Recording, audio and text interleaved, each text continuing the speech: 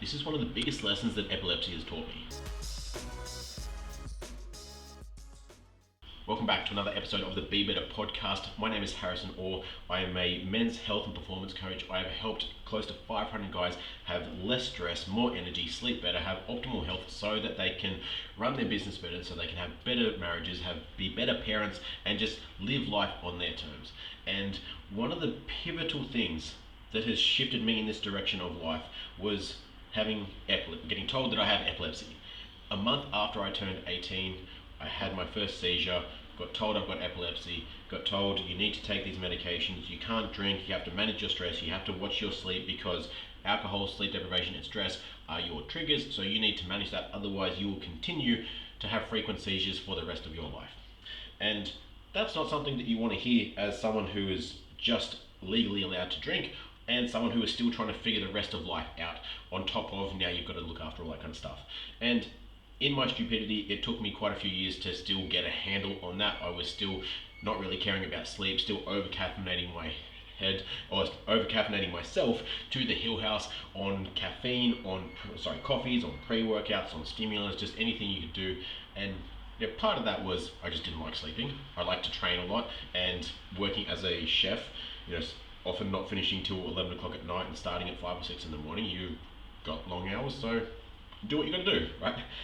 But one of the things that having epilepsy has taught me, and this is something that I think everybody can benefit from, especially having spoken to quite a few people recently that are doing the Take Care challenge. And this challenge is all about recovery, is all about putting yourself in the long-term vision for your health and yourself first, as opposed to just going as hard as possible for the next few weeks.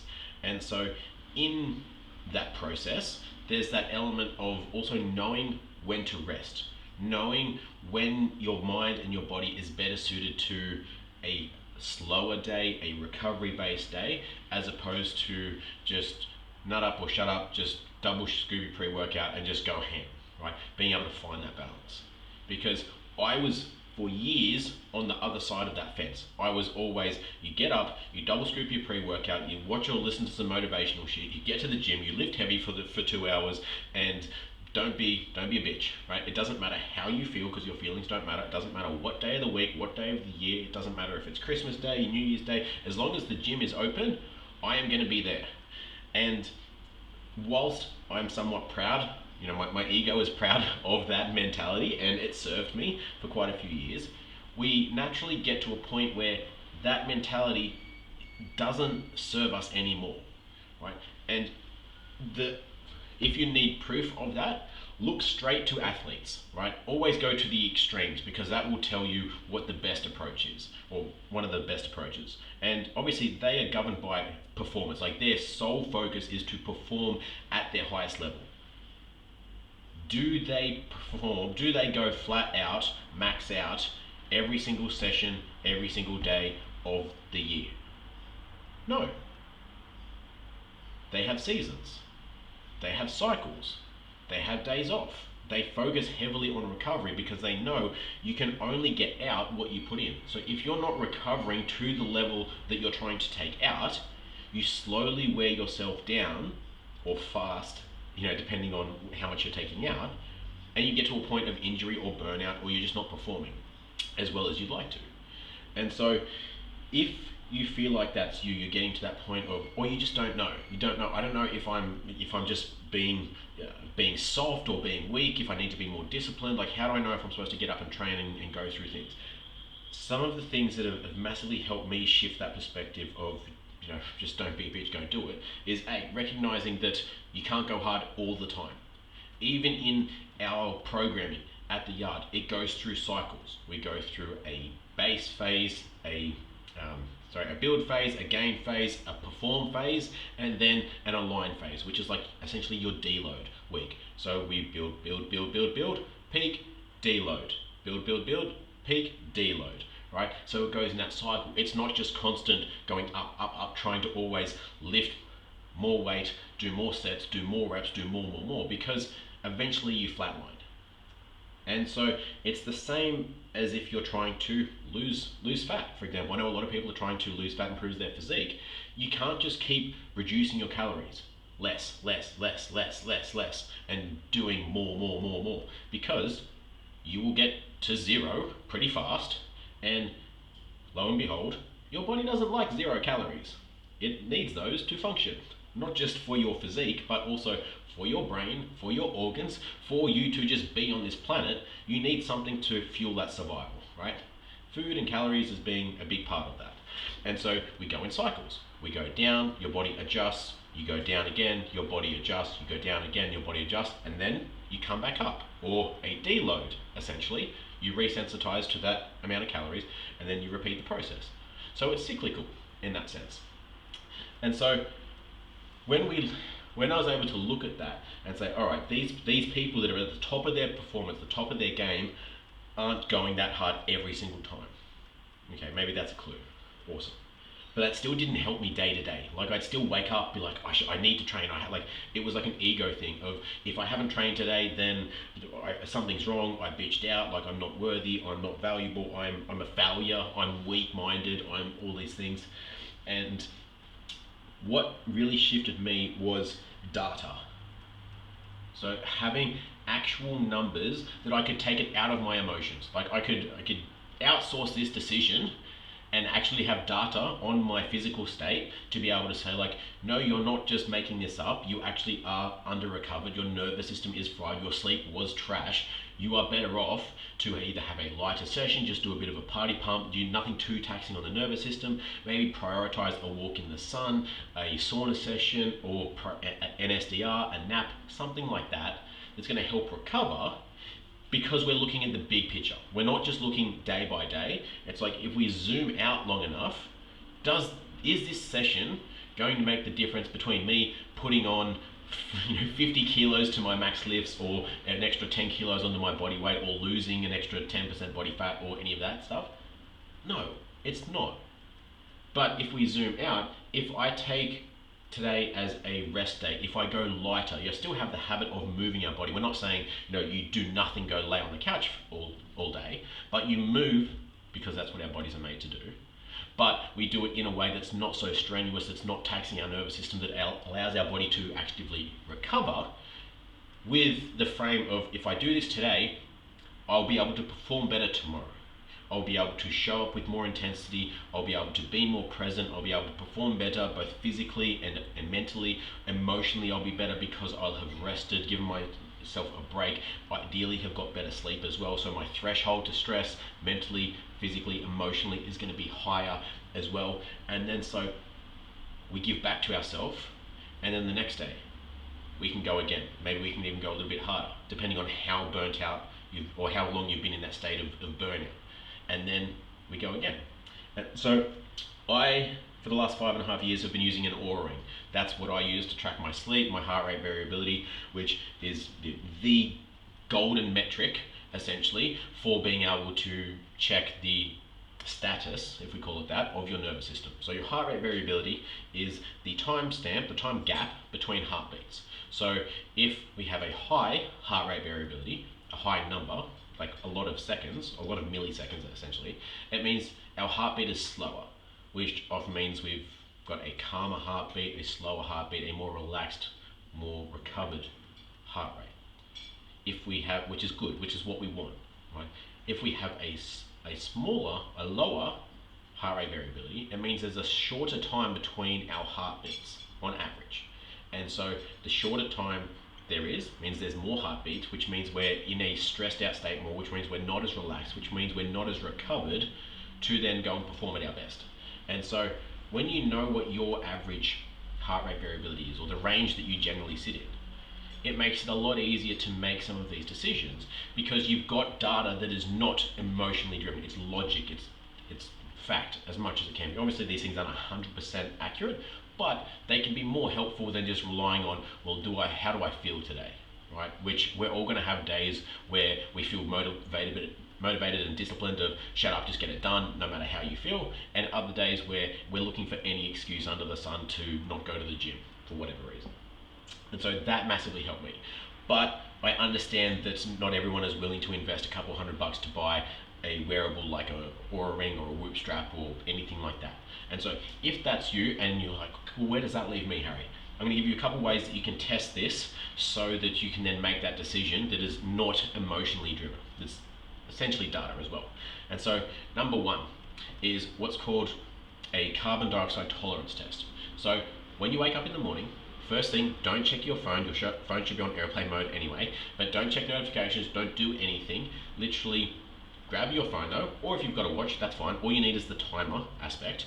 So get your timing device, whether that's your watch or your phone. Take 5 normal breaths in, just normal, not focusing on any inhale or exhale, just 5 regular breaths to just center yourself. And then on that 5th breath, what you want to do is start the timer and then exhale for as long as you can. So you're trying to control that exhale for as long as you can. As soon as you stop exhaling, as soon as air stops leaving your lips, you hit stop. Right? So we're just timing the exhale. We're not timing the breath hold, we're not timing anything else. It's just how long, you can exhale for. Because that's going to give us an indicator of how well you're able to expand your diaphragm to bring air in, because a stressed out diaphragm is going to be really tight, so you're not going to be able to bring in as much air. And then also a stressed out diaphragm, because it's so tight, it's not going to be able to slowly contract as much as a well-rested or a calmer diaphragm is. So that's going to impact that score. And so you'll get a number. If you score less than 30 seconds, you are probably pretty stressed. That's a less ideal score for your nervous system, for your state at this point in time. It might mean that you are stressed, that you are under recovered, that you had a poor night's sleep, that your body is just, your nervous system is not primed for PBs today, right? It's not to say that you can't have an amazing day, but I wouldn't go trying to hit any crazy PBs on that kind of a day, right? 30 to 60 seconds is like your average. Obviously there's a fair amount of variance within that. If you're like 31 or 32 seconds, then you're pretty close to that. I still wouldn't go pushing it, but then make some adjustments. You still show up for your session, of course, but keep that in mind and just lift more based on feeling. Don't worry so much about comparing your effort today to last week, because today, if that's all you've got, and last week was you scored say 60, your 100% today is going to be very different to your 100% effort of last week. And so that's what can be really helpful, is focusing on your 100% effort for today, for what you're capable of today, right? Not of all time. I think that's a big shift for a lot of people. And side note, for women especially, this is where time of the month comes in handy as well, or is worth considering, I should say, because at different weeks of the month, you are going to be more snacky and emotional some weeks, stronger and more resilient other weeks, and more socially adept and creative other weeks. And so because of those hormone changes, there's fluctuations in your weight, in your strength, in your performance, in your moods, in all these things. So instead of comparing yourself week to week or day by day, compare yourself to the same week in your cycle.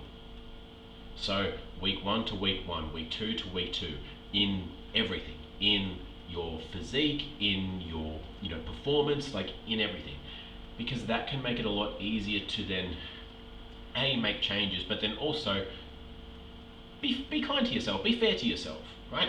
Trying to compare a peak week in your month to the lower week when it comes to maybe performance, it's not helpful for you mentally. We then make decisions based off inaccurate data because the conditions are completely different, inside of you, and so it's just not helpful.